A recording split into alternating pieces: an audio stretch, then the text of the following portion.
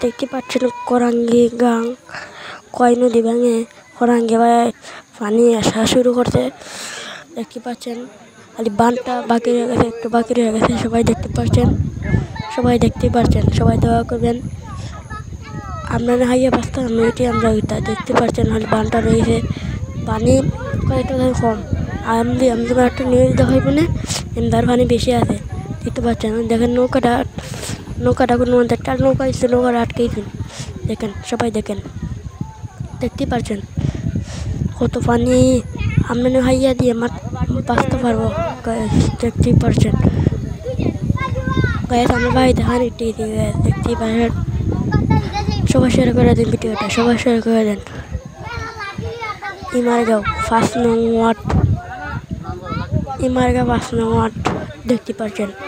পানি দেখতেই থাকেন পানিটি। সবাই আমাদের দোয়া করবেন। দেখেন কত পানি, আর একটু লেগে পান তুলতে দেবে পানি। দেখতে পাচ্ছেন, দেখেন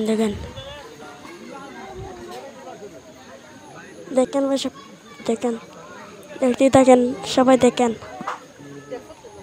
দেখতেই থাকেন। পানি দেখেন, প্রচুর পানি দেখতে প্রচুর পানি ভাই। যে পানি ভাই আমরা খাইয়ে দিয়ে বাঁচতে পারবো ভাই। আমাদের জন্য চিরা রেডি রাখবেন, চিরা মুড়ি নিয়ে আইবেন। আমাদের জন্য কোরাঙ্গি 5 নং ওয়ার্ড ইমারগাঁও।